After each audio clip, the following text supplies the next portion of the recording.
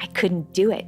Yeah. I couldn't sing that way. So I started to kind of fade in who I was and pull back. Yeah. Because I kept thinking, oh, so I must be irrelevant now. Like I had to wrestle and wrestle that through until I came to the other side where I thought, oh, wait, people say the same words to me over and over when I sing. And I've been pushing those to the side thinking that isn't enough.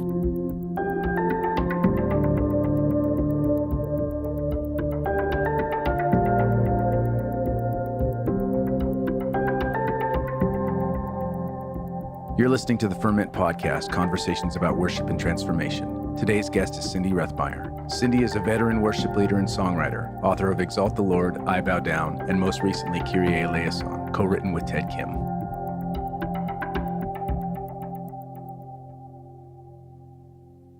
This episode is brought to you by Monk Drums. Monk Drums is a creative desert venture that strives to combine beauty and business as one heartbeat. Monk Drums' main focus is handcrafted wooden drums that allow us to love, assist, and serve all who accompany us on this path. Use the coupon code FERMENTPOD to get 5% off your Monk Drums order. Find them on Instagram, Facebook, and Twitter at Monk Drums, and every Monday look for hashtag Monk Drum Monday. Speaking from personal experience, Monk Drums are wonderfully crafted and they sound amazing. They blend the best traits of both the djembe and the cajon, and I found them to be incredibly versatile in both the live and studio environment. Check them out at monkdrums.com. This episode is brought to you by our friends at worshipteam.com. Worship Team comes preloaded with over 12,000 songs, with new songs being added all the time. Hillsong, Bethel, Vineyard, Jesus Culture, Passion, just to name a few. Service building with Worship Team is a snap, and all the songs are completely legal and licensed. Visit them at worshipteam.com today for a free trial. You can also find them on social media: Facebook at worshipteam.com, Twitter at worshipteam, Instagram at worshipteam_WT. Complete worship planning with thousands of songs, easy interface, mobile apps, and legal rights for your church. All you need in one place: worshipteam.com. Hey everybody, this is Darren Verrier, Director of Publishing for Vineyard Worship. Our latest single, You're Carrying Me, written by my good friends Casey Coram and Chris McQueen, is the second of our monthly singles, available on the first Friday of every month. I'm waiting, you're running, and I'm leaning into you.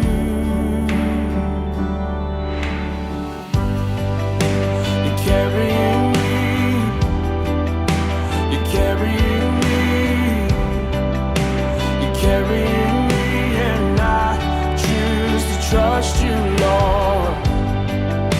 You're carrying me, you're carrying me, you're carrying me, and I choose to trust you, Lord. I trust you, I trust you, I trust you. Check it out wherever you listen to music. Hey everyone, this is Casey. Just a quick producer's note. In this conversation, Adam and Cindy refer to Carl and to John. They're referring to Carl Tuttle, a pastor and one of the early songwriters and worship leaders in the Vineyard, and John Wimber, the founder of the Vineyard movement. All right, everybody. Hey, my name is Adam Russell. You're listening to the Ferment Podcast, and I am in cloudy Southern California. Cloudy. What's up with this? I have no idea. And it's been so beautiful lately. It's sad that well, it's going to rain. That's right. And everyone's freaking out. We're really excited. That's right. Yeah. But I'm here in cloudy Southern California today. Yep. And that voice you heard is my good friend, Cindy Rethmeier. Cindy, say hello. Hey. That's right. Hey, the reason I'm excited to be here, well, just a lot of reasons.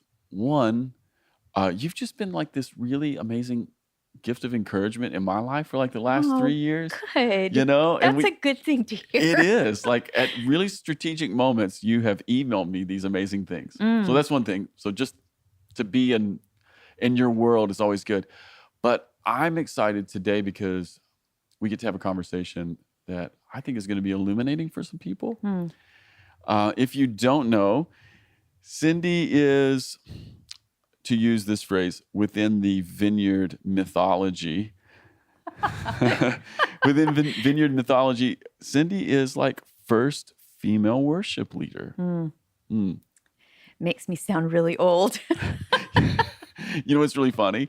I had a similar conversation with Carl Tuttle yesterday. Yeah. This was his exact reaction. Well, it does. It makes us sound old. Mythology. That's an old word. Oh, I love it, though. Love it. I just want to start there.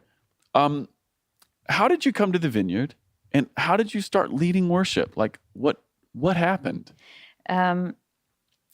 So it was 1978, and there was this friend of mine named Steve who became my husband, and he said that he would take me with him to Calvary Chapel, Yorba Linda. So back then it was one of the high schools, El Dorado High School in Placentia. So he came, picked me up. We weren't dating. He came, picked me up, and brought me to this funny room. Had a stage. I guess it was their theater arts complex, kind of. It was really old. And we walked in the door, and they were singing. And as we walked in the door, I thought, oh my gosh, I'm home. Hmm. That was such an interesting thing, too, because... Do you remember what they were singing? No. Yeah. That was a long time ago. Yeah. It was probably some chorus where there was an echo part from the girls. It was that kind of a, yeah, of course, of a thing. And what was interesting about that phrase in my head is that I had never even thought about that before. Like that was new language for me. Were you a church person? Yeah, grew up Southern Baptist and EV Free in Fullerton, and loved God, loved the church, loved to sing, loved all of that. But when I walked in that room, I knew I was home. And why do you think home was the word that came up? I don't know. It was as if that place had always been resident in me. That whatever I walked into, it was familiar enough to feel like home. Mm. So interesting, even now thinking about it. That was such an interesting thing. So shortly after that, we started dating, and I went to, this will make Carl laugh. We were by that time, we were only there at El Dorado when I was apart just for a few months, I think. So then the next school was Esperanza in Anaheim, but kind of close to Yorba Linda. So we went to that building, and we were worshiping once, and Carl did some song that had a girl's part to it. And I just walked up to him afterwards, and I said, "Did you know that has an echo?" And he said, "Yeah, do you know it?" And I said, "Well, yeah." And he goes, "Okay, sing it next week." And just recently, I went up to him and I said, "What would you have done if I was like terrible? What if I couldn't sing?" And he goes, "Well, I guess I would have dealt with that when it came up." That's amazing. And so we sang together ever since. That's amazing. So that was it. It was just as far as connecting me and Carl. Yeah. But then it went into, and this has become the big joke between us. I think he even put this in his book because he lies about it and says it didn't happen. Yeah. But then we were at another high school, and the stage was kind of small. It was only about 5 inches off the ground, right? It was just big enough to put all of the wires underneath it. And so he would, when the girls' part came up, he would look over at me and kind of nod his head back, and say, that was my cue to come forward. Yeah. So then I'd come down, and he'd end that song, and then I'd pick up a microphone off the stage, stay off of the stage, sing the part, and then go back to my seat. You'd stay off the stage because it's so small? Yeah, and I think there were other issues too at the time. They were trying to not make it be an open thing because it was so new and there were so many people coming. Yeah. I mean, that was back when people were getting out of their cars on Sunday night and running to get their seats. So it it was just a different day. Yeah, it was. So so I became the voice that people didn't know that there was a face to the voice. It was pretty funny and great. I mean, those were really sweet times and connected all of us to this day. Isn't that amazing? Like yeah. something happened in 1978, 79, 80, 82. Mm-hmm. A group of people form. Yeah. And then 40 years later, you continue to share a story. Oh, yeah. And we're still in relationship. So when we see each other, there's still that bond of something that happened between us that has stayed warm. And, we walked through something that changed the face of the church. It absolutely did. Changed the face of worship. Yeah, that's not hyperbole. No, it really did. And of course, we didn't know it was doing that. It's not like we were thinking, oh, we're changing the world. We were just a part of something that was alive and helpful and meaningful. And there were connections with God and connections with each other. There was just this swirl of beautiful things happening. And so we just jumped all in. Amazing. When did you start like leading worship on your own? Not so much being invited up by Carl to sing an echo, but like kind of taking that space. I did worship for home group from that point on. Yeah. I mean, I was always doing worship in a home group. And then Bob and Penny Fulton started a church plant. So by this time it's 84. And well, I should go back. John, there were a couple of trips that we took to England, the first few trips, and I led worship there some. John would have me do worship there. And then any women's groups or home groups. And some of our home groups were the size of churches. Yeah. Back then we would have 75 to 100 people in a house, Amazing. So it just depended on which group it was and where it was. So did that until 84. And then I was the worship pastor for Bob and Penny. And that was until 89. And then, we've in 93 or so, 94, Chris Wimber asked me to start traveling with Vineyard Music. There were a lot of conferences and things happening, Yeah. So I told him I'd go if I could bring my kids, if he would pay for my kids to come instead of paying me, for my time. Yeah. And he agreed to that. And so we started a thing where my kids went with me everywhere. And that was really special because I homeschooled them so we could do it by whichever area of the United States we were in. We kind of studied around whatever we were doing that year. That was fun.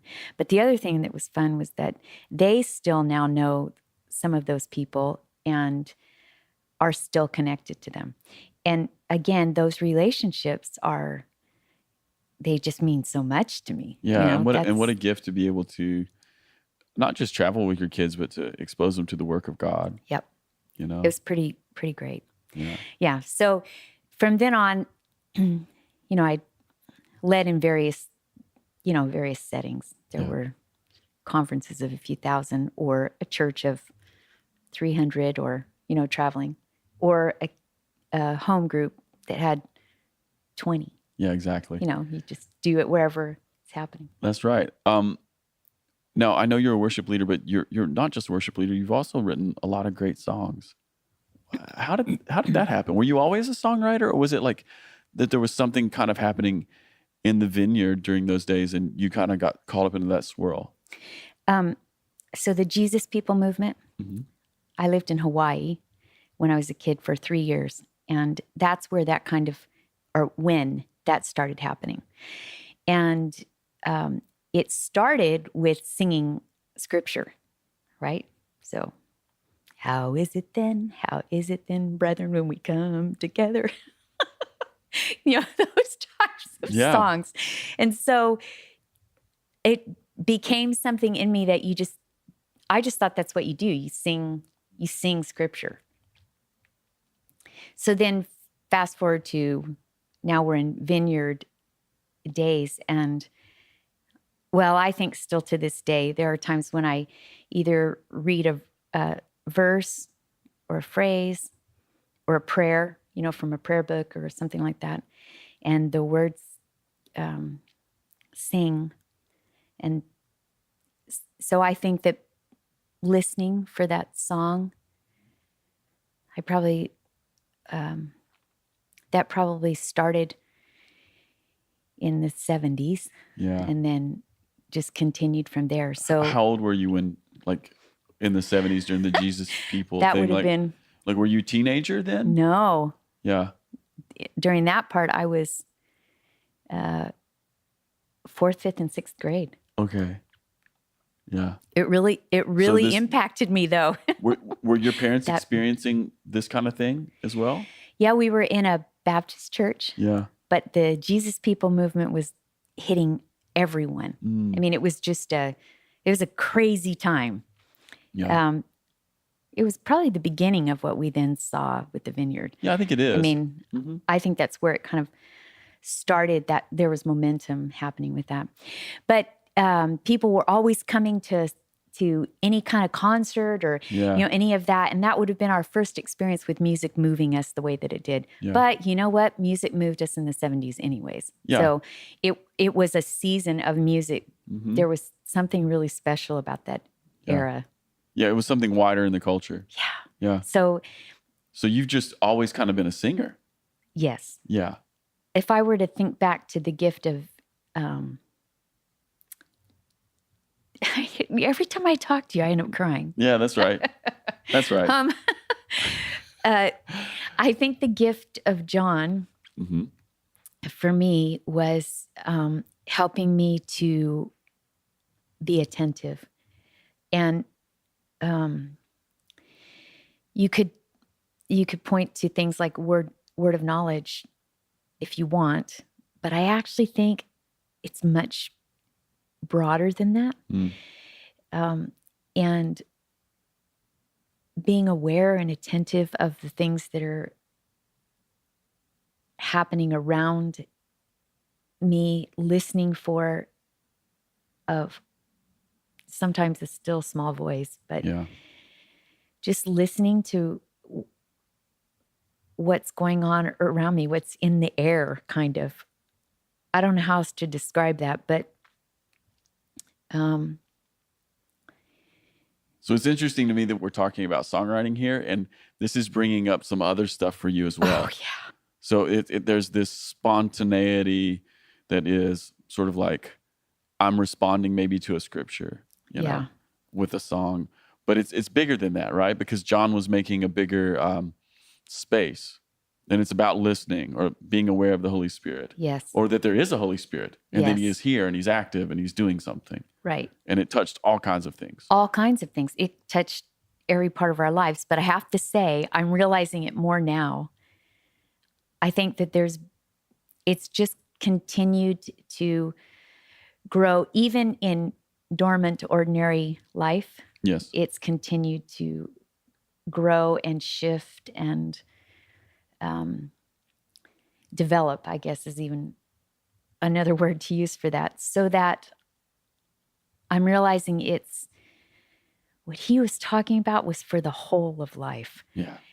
It wasn't just for a service. Yeah, not just to make a better meeting. No, it was about the whole of life. So the connecting moments between people, and I did learn from John to ask, what are you saying?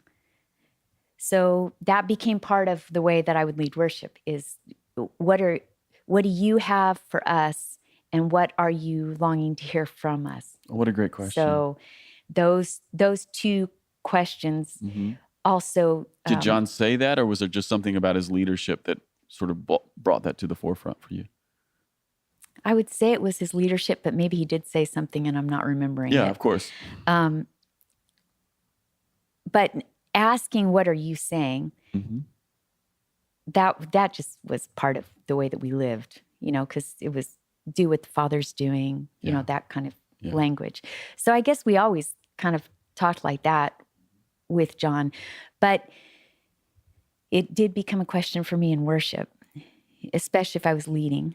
And then, and that's the way that I would form my sets. Yeah. So,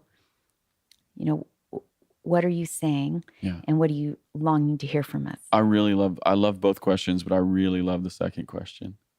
It's so intuitive, but we don't often go there, right? No. Yeah. And I think it changes what you sing, because suddenly it's not about the song of the moment, which in our culture now, there's millions of songs. There's just so many songs. Well, and that moment for a song gets shorter and shorter too. Yes, it does. Songs come up and then they're gone in 3 months or 4 months sometimes. Yep. Yeah. And so it changed something too for a song for a certain gathered people. Yeah. So it might not be a song that the nations are going to sing, but what is the song that is for this gathered people in this setting, in this environment, in this church, in this house, so it changes the way that you think about songs. Yeah. What I'm hearing and what you're saying right now, it's the difference just between being a song leader and a pastor, or a priest, if we can use some really Old Testament language, that idea of representing God to people and the people back to God. Like even then in that question, what you just said a moment ago, what are you longing to hear from us? That is such a priestly question. I hadn't thought about that. I guess too, I loved when you and Hannah were talking about the people around her singing the words for her. Oh yeah. For those of you who don't know, I had a podcast a few weeks ago, and Hannah, one of my very good friends, experienced a great deal of tragedy. But in the middle of her extreme brokenness and tragedy, she would come to church and find herself that she couldn't sing. But being there was some comfort in letting the body sing for her.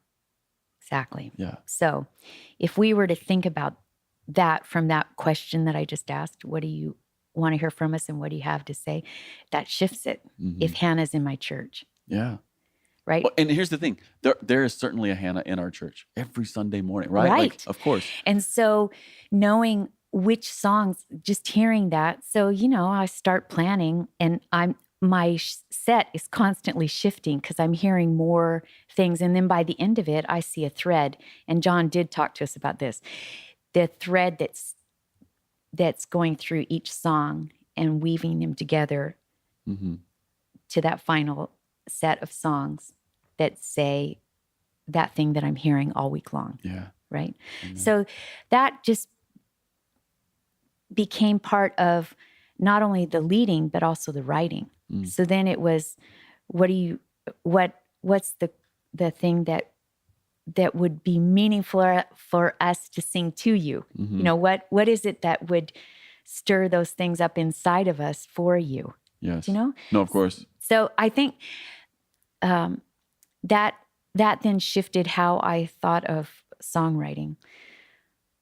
But sometimes you think that if you think that way too much, then you step outside of who you are to write for something. And so there's a fine balance, right? There's a fine line with that. I love that approach to songwriting. I mean, I think there's this sense in songwriting. Sometimes you just sit down, you pick up an instrument, and something kind of begins to stir a bubble, and you chase that muse until it's something. And it's kind of maybe on the front end feels spontaneous to us, when in the end it's still some other bigger story that we didn't know we were living into. But I also like what you just said. I like the idea of occasionally saying, what does my church need to sing? What would stir our hearts towards God? We've been singing these 30 songs for the last 6 months. What is the thing that's missing? Or what is it that God is saying or doing in our church right now? And maybe we need to craft a melody for that. Yeah. I think both are legal. Oh, yeah. Yeah, it's essential. I just think you have to be careful with it, that it doesn't become where you're writing for something way outside of yourself. So there would be the definite, making sure you're coming back to center again. And sometimes I think I would write songs like I Bow Down, which I wrote in the early 90s, I think. That song was personal in the beginning, but then it's weird how then there was a moment that I sang that song that I thought, oh, shoot, I'm not going to be able to sing this, because it hit something in me that it just hadn't occurred to me until I was singing it one day at church. And so that is really sweet when it's your own song and all of a sudden the words come alive. Mm-hmm. Such a gift. When something really personal becomes Yes. corporate. Oh, Yeah. just means so much. Yeah. So there were all those moments of in-between parts. In the middle of that early 90s, I wrote some kids songs, and that was a really, really precious time for me. That was probably one of the most meaningful times because it is so at the core of who I am, those kids' songs. I love that. So I kind of felt like I got to say all the stuff that I wish I had been able to sing as a kid. Oh, got it. Yeah. Does that make sense? Yeah. So to have that language in that. So I did that for a few years, and that was a sweet season of songwriting. I sat down with John Wimber once, right after that kids record had come out. And I said, is there anything that you want to say to me about the kids songs? Like, is there anything that I'm missing or that you think that I need to know? And he looked off in the distance, as he often did. And then he said, no, just don't get dumb. Don't ever go where it's silly. You just don't need to do that. And he said, you haven't, just don't do that. Yeah. So he was intuiting that even things like kids songs, there's a place for it. It's needed. It's important. Yeah. But it doesn't need to be silly.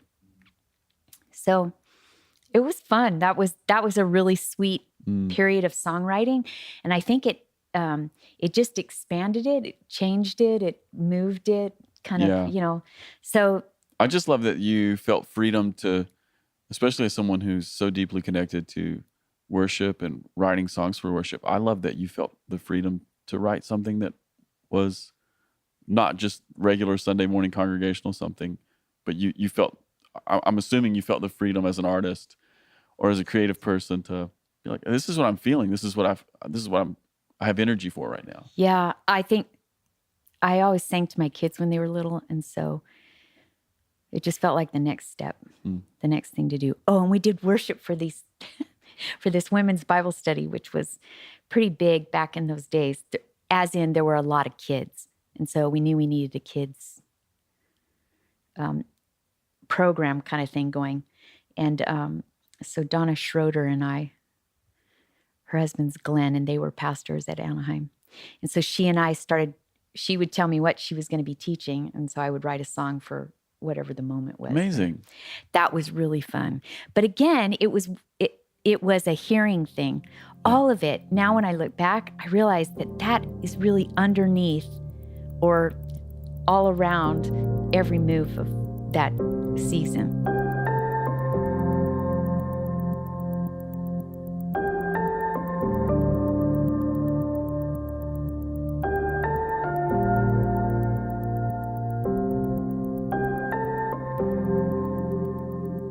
Casey Coram has said something that has really meant a lot to me, and it sort of ties a bow on exactly what you've been touching on here, even this morning, in the early formational parts of the Vineyard, having an expectation that the Holy Spirit was present with us and speaking, that the Spirit had an opinion, and if we could partner with that and hear it, we could go with it, I love this. Casey says that he thinks a lot of this is rooted in some ways in the fact that John Wimber was a jazz musician. And in order to play jazz really well, you got to know the rules.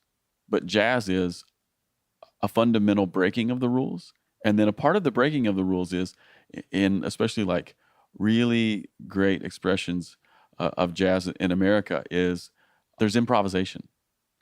So there's this space left in the song where it's improvisation. There's a solo, and maybe it's a sax player or a piano player, and that person is literally letting the song come through them letting it happen. Where are we going? We don't know. We're like listening 1 millisecond ahead for the next note or whatever.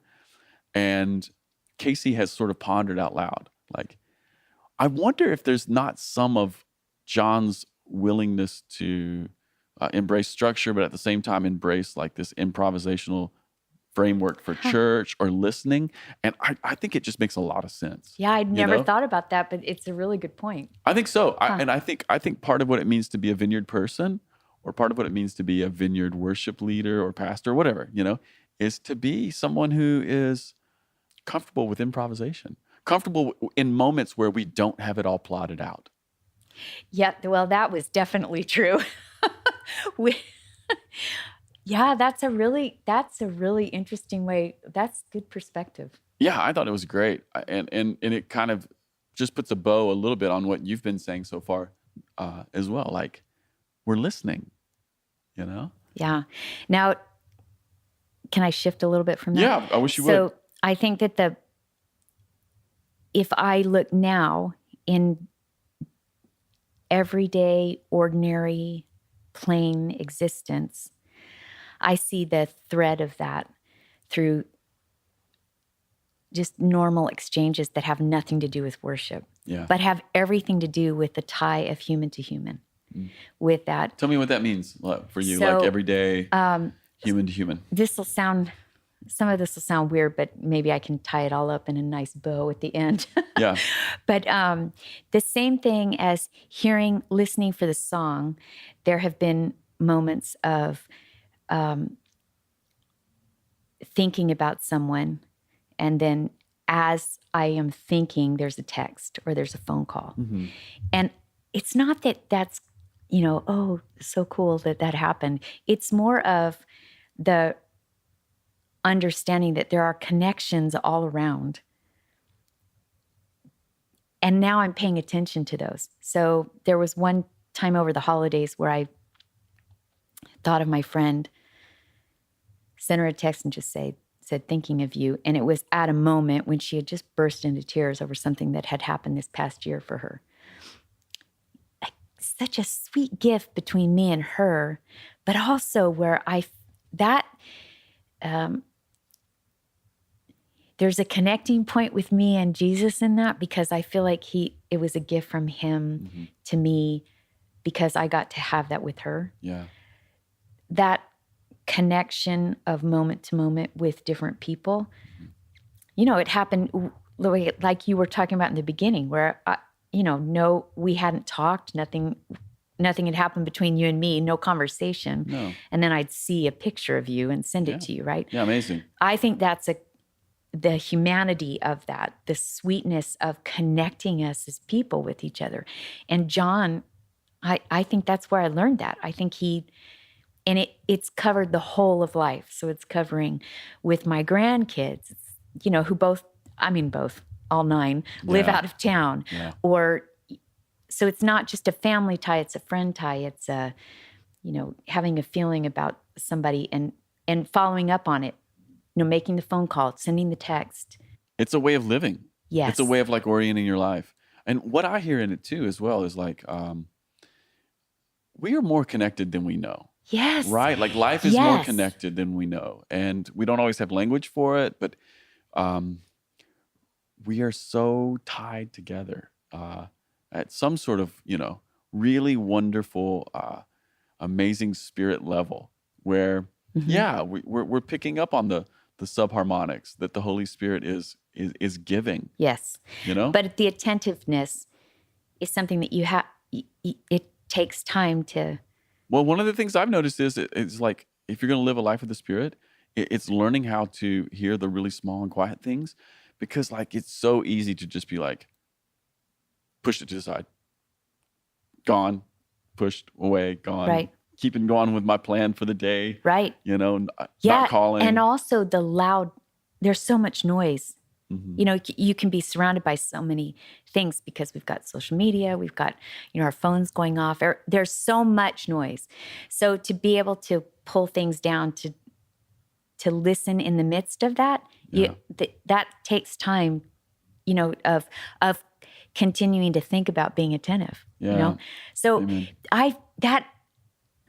for my overall life, that's the biggest gift that John gave. Oh, amen. Amen. And the other thing I hear in that, in addition to like life is more connected than we know, and we can like live like this, not just think about our Sunday morning sets like this, but we could think about our friendships and our kids and what we're going to do like this as well. I've also noticed, even just in the examples that you've given and my encounters with you and lots of other people as well, but not only is life more connected than we know, but the purpose of that connection is to bring us together. Like it's the purpose is like love. The purpose is encouragement. It's to bring us together. And so when we're listening for the Spirit, when we're trying to pay attention, He's oftentimes giving us little things, and the little things He gives us, they don't push us further away from one another. They actually bring us closer together. You know, Yeah. always the work of the Spirit to bring the Always. people of God, or not even all the people together. Yeah.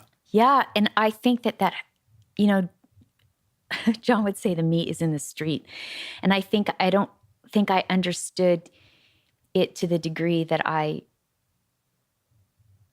it's moved something in me now that's different, and so things feel disconnected in society and culture, and somehow the eye-to-eye contact, the paying attention to the person right in front of you, we've lost a lot of that.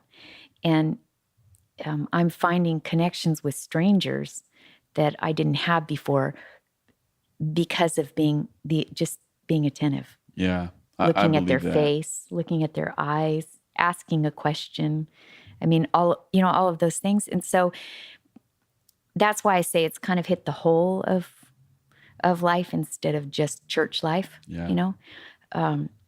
And obviously we love it in our church life, but it's sweet to see it hit every single aspect of all of life, you know? That's beautiful. I love that. That has, meant a lot to me. I think the thing with with Vineyard worship, for a long time, I was the only girl Yeah. in the room. So, Well, why don't we? I had a bunch of brothers, Yeah. and those relationships are really precious to me, even to this day. And to again have those connecting moments with all of those guys. Yeah, it's just. That's the gold. Yeah. It's Yeah. gold. Well, since you brought that up, why don't we just explore this for a second? You're a female, you're leading worship in the Vineyard. A lot of dudes are around. And even to this day, I mean, obviously we have way more female participation, way more amazing female worship leaders. So it's definitely increased, but it's still like lots of guys. Could you just talk to me for a minute about what does it felt like being a woman in a world that is very masculine, and especially even in modern worship, even though there's lots more female participation now, it still feels heavily masculine. Yeah. So what does that mean to you? What has your experience been there? And we'll just start there. Yeah. I think that in the beginning, in the early days of the Vineyard, that it was never an issue of being pushed to the side. John just recognized whatever was coming up and whoever was in front of him. That's just the way he operated. So you would start doing something, and then he'd point to it and say, "Hey, you're doing something." Yeah. And that was the way that we operated with that. So he was great with me that way, always encouraging. Yeah. Very helpful with all of that. And when I traveled in the 90s around to different churches was when I saw how much pain was out there from women who their pastor would say, "I see something on you." Yeah. But then there were the men that they were leading, because it would be an all-male band then, were upset because they were way better musicians. Yeah. And could have done the job better as far as the musicianship was concerned. Yeah. And so there was a battle for that. And And I suppose if I'm honest Yeah. about it, you know what? I guess I just trusted that there was actual gifting. Mm-hmm. So this is my part. My part is that I can hear and lead people into Yeah, this is God's the thing you presence. came to give. This is who I am. Mm-hmm. And so now I'm going to surround myself with the best musicians that I can Yes. to help me go there. Yeah. And so that's what I did. I had amazing people with me. But the gift of those people was that they recognized that on me as well. So there, Yeah. so there wasn't any question about, oh yeah, she's not very good, but we don't have a choice. We have to play with her, if we're going to be at the church. Yeah. Instead, it was these amazing musicians who gathered around me, who we were all a part of a team Mm-hmm. that were going somewhere, and they trusted my leadership, and that wasn't very common. Yeah, that was really beautiful and kind of a forerunner to a lot of the things we're beginning to see more now. Yeah, and so it just wasn't very common back then that the guys were willing to back a female The way they did you. leader. Yeah. Yeah. So you felt supported. Oh gosh, yes. There were a couple of pastors who Sure. had a hard time with me being there, and a couple of people who came up to me after being at, for example, Anaheim, because I led worship at Anaheim for 12 years or something, from mid-90s until 2007 or something. Yeah, something like that. Yeah. Anyway, long time. And there were a couple people that would come up after the fact and say, oh yeah, it used to be that when I heard your voice, I would just turn around and walk out of the church until you were done, because no woman should be up front leading. Whoa. Those are always interesting conversations. Yeah. So Wow, it's not thank that you. they weren't out there. Yeah, thank you. Really appreciate that. Wow. Such good encouragement. So glad I came to church Glad today. you felt like you needed to share that with me. Yeah. My goodness. By the way, that person came full circle and decided that it was okay for me to do that. That's why you Praise told the me Lord. that story. Yeah. Thank you. So and actually that's a good thing for people to hear, because that kind of conversation happens. Yeah, it does. And to think that it doesn't happen is crazy. It happens. Yeah. So just because I was female. Yeah. Well, this is slightly different, obviously, because it doesn't have the male-female dynamic to it. But for about 6 months at one point, and this is many years ago, 6 months, almost every single Sunday morning when I was leading worship, this woman came up to me. This is hysterical. She would come up to me and she would tell me some version of like, "You're a terrible person." Yeah, it would be like, you're really mean, you're a terrible person, and you don't pastor people well. And it'd be like 10 seconds before I'm supposed to get on stage, right? And at first I was like, you're crazy, or whatever. And then after a few weeks, I start believing this. I start believing what am I doing, right? And this went on for months. And I didn't tell anyone because I was so shook by this person's persistence on this. And I wasn't mature enough to know, this is probably them dealing with something. Or if it is me, I wasn't mature enough to know how to even investigate it or handle it, right?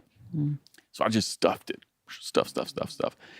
And after about 6 months, after not telling anyone, and it's beginning to affect me, Heather has a dream. And in the dream, she dreams that I'm in the closet and I'm changing my clothes over and over and over again. And every time I change my clothes, I become more ridiculous. I put on something more and more ridiculous. Gosh. And then at the end of the dream, Heather says, I look almost like a clown. And she hears a voice that in the dream she perceived to be God. And the voice said, tell Adam to don't change a thing. I like him exactly the way he is. Oh, right? gosh. Oh, That's yeah. amazing. So she gets up the next morning. She has this dream on a Saturday night. She gets up on a Sunday morning. I'm getting ready to leave to go to church. And she's like, I had a dream last night. And I felt like God is saying to you, don't change who you are. He likes you just the way that you are. Does that mean anything to you? I almost fell off. I was like, what? Yeah. But to your point, That's exactly what it's like. these conversations happen, don't Yep, they? they do. They happen. And and it can take you out. It can totally take you out. It really can. Yeah. So fortunately, it didn't. Yeah. I had people around me that helped me process, or that came right alongside of me and said, that's just ridiculous. It never got on So you. that was good. I think there was something about fighting to not only figure out who I was, but to stay engaged and to keep showing up and to keep doing this. And then it gets easier to not let those things, they kind of slide off or bounce off. Yeah, the more after a you know while. who you really Right. are, the more you're unaffected by people who are trying to say who they think you are. Yes. Yeah. Right. That's it. So that helps. Oh, that's massive. Staying. I don't think I got any of that till I was 35, though. I Takes a seriously, lot. like Richard Rohr's second half of life Yes, stuff. Like I was like, even like at year 33, someone could like spout an opinion at me and it could take me out, Right. But Yeah. it took me a while to start getting rooted into who I really was. I think there was a time when I helped an Anglican Church plant. Yeah. And the thing that I heard, that small voice that I heard when he had asked me to help out with establishing the worship for that church, I heard, there's a deposit in you that's for this people. Mm. So being able to walk into that environment and just believe that, Yeah, no matter what the challenges there's something are. in me that's for this people. So I'm just going to give that thing that I know is in who I am, and I'll give that to them. So those simple songs, which is, that's just the way I write. That's the way I hear. Mm-hmm. 2 chords, maybe, sometimes 3. Yeah. And maybe just 2 lines of words,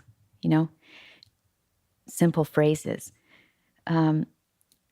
Those would sing to me when I would read them. So I just started putting tiny little choruses, making tiny little choruses of those. And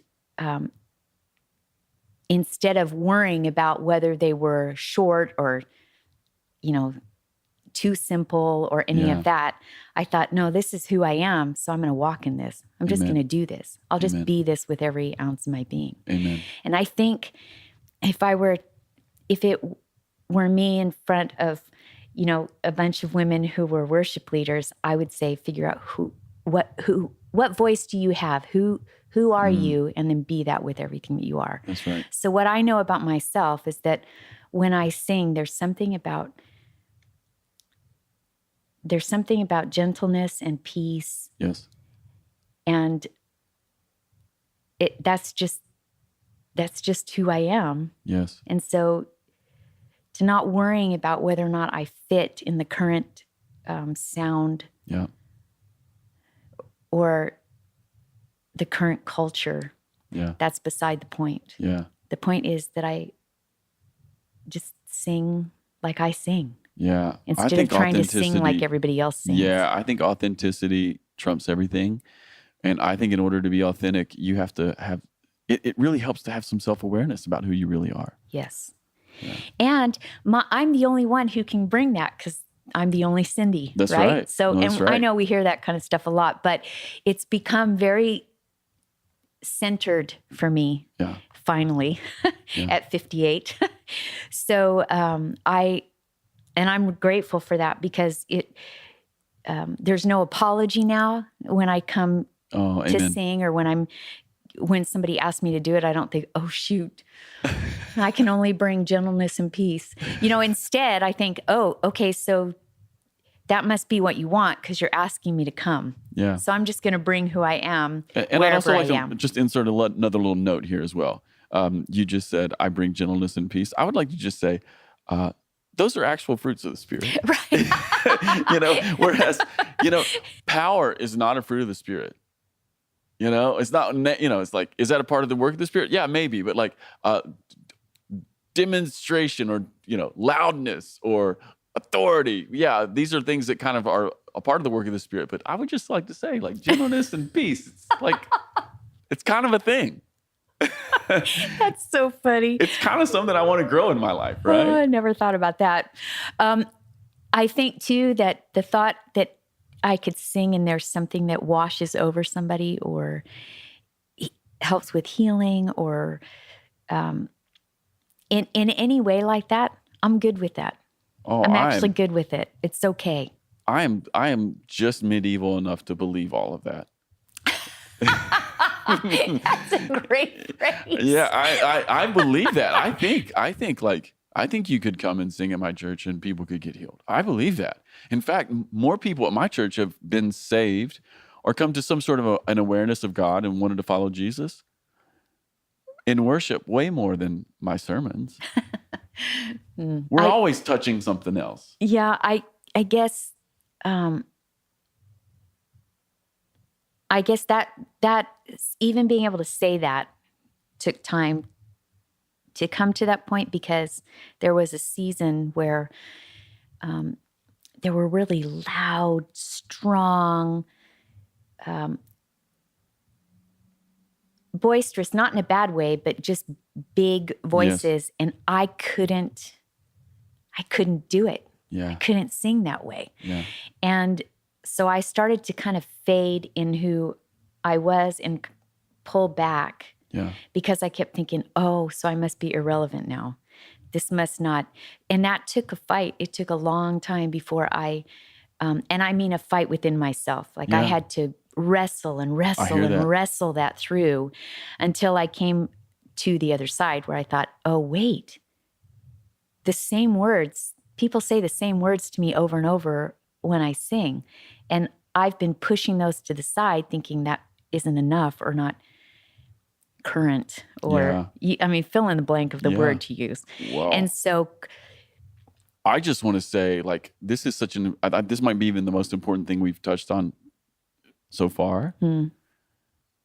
Gosh, for whoever's listening, female, male, young, old, whatever it is, like, Cindy, this is the thing. Like, to trust that the gift that God has given us is enough and that it really does matter. And it doesn't matter what the trend is, or it doesn't even matter what we're surrounded with at the moment, you know? Like, to bring what it is we have, that is what is essential. There was this story just came to mind, so I'm just going to go ahead and say it. Yeah, go ahead, tell it. There was a period of time when Mike Turgiano, he was really, really sick. And I saw a picture of myself singing a song, one of my songs, over him. And so we were going to New York to visit them. So I gathered my courage. Yeah. Because I know he loves me too. That's a little bit easier. Yep.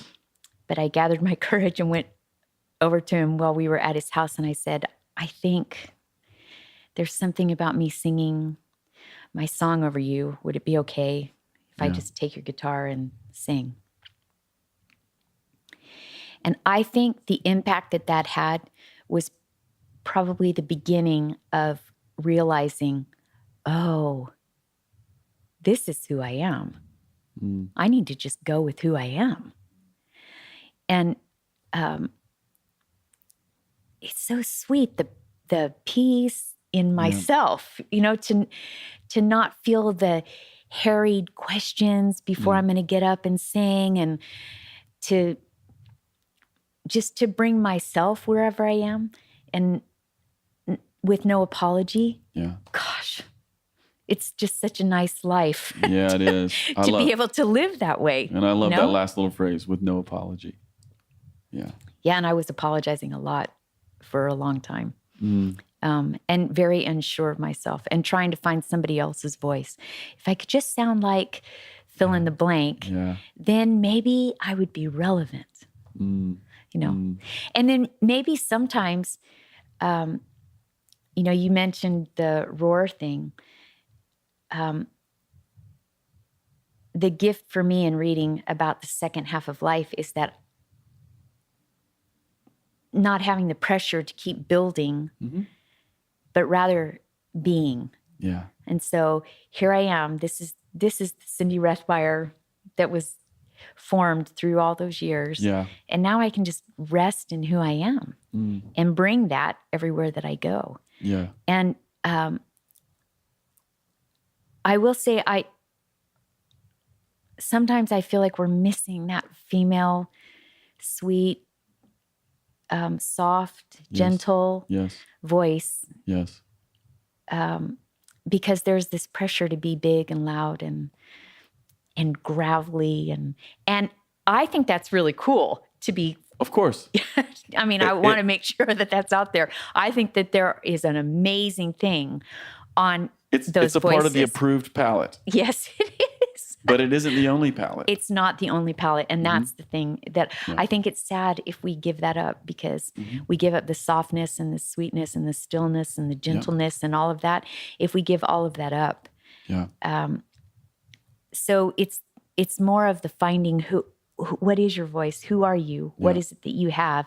And then being that, you know? Yeah. And sometimes that can take time, you know, to figure that out. I think it takes forever. Oh gosh. It might be a lifelong journey. Yeah, I think it is a lifelong journey, but I do think that, you know, that those first years, especially for people who are younger who are listening to this, some self-discovery and having some people who can help you know yourself is really important in this area. Yeah, I think too, those shifts in seasons of life, it can be really sad if you're hanging on to a season that has been, but it's time to move on to a new season. So I think one of the gifts in this has been the complete joy I feel singing to my grandkids.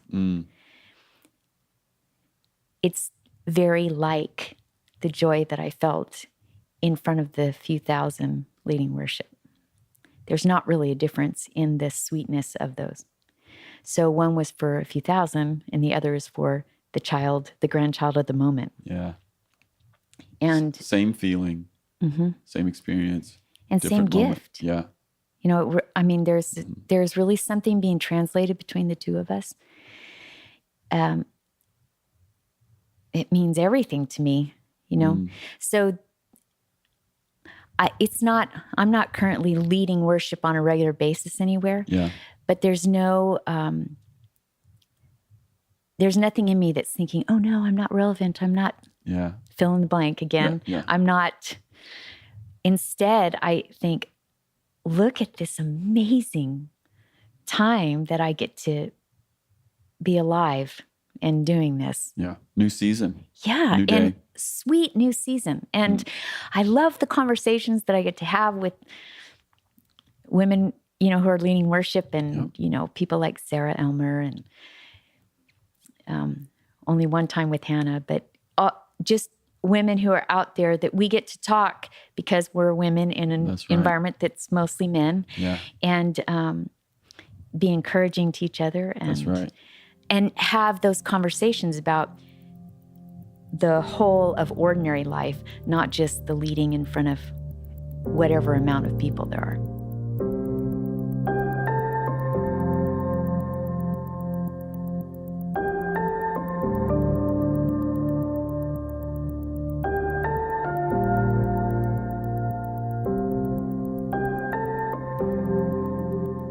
Yeah, isn't that like the spiritual path?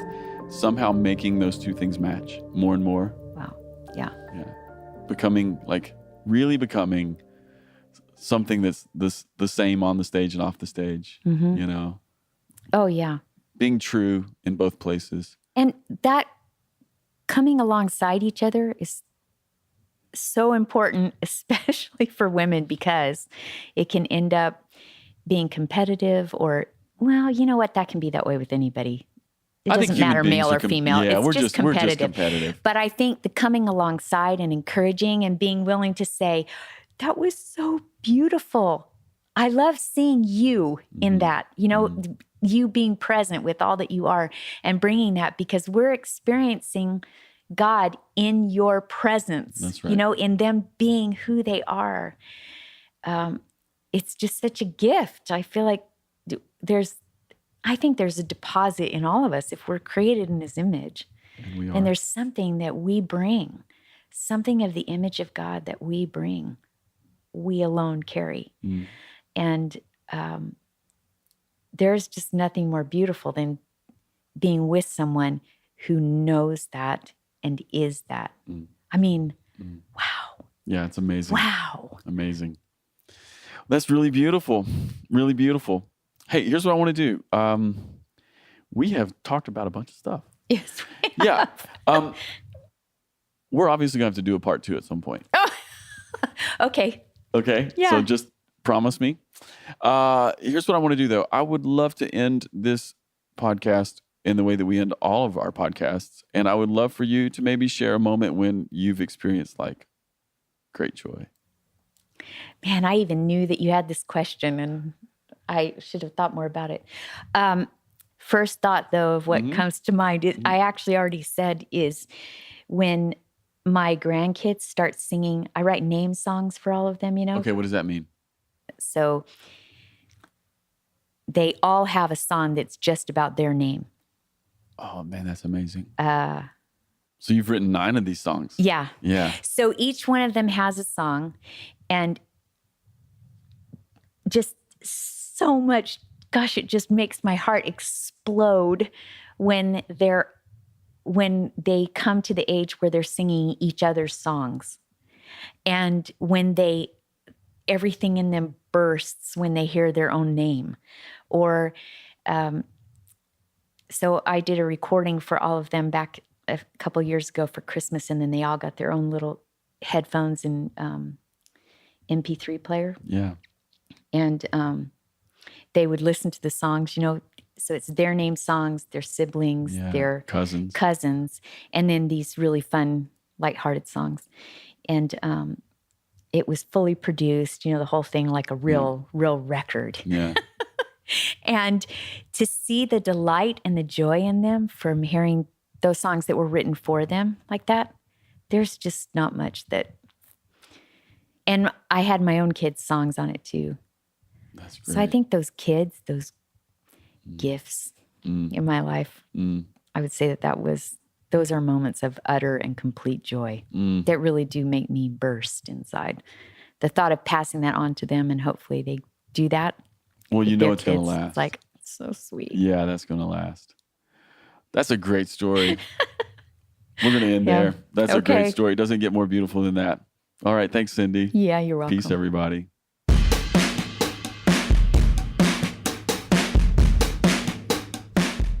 Hey everybody, this is Casey Corum, the producer of the Ferment Podcast. Thanks for listening. If you've been enjoying the podcast, I've got a couple ways you could really help us. First of all, review the podcast on iTunes or the podcast platform of your choice. This helps more people find us. Also, connect with us on social media, on Instagram at the Ferment Podcast and on Twitter at FermentCast. All right, people, see you next time.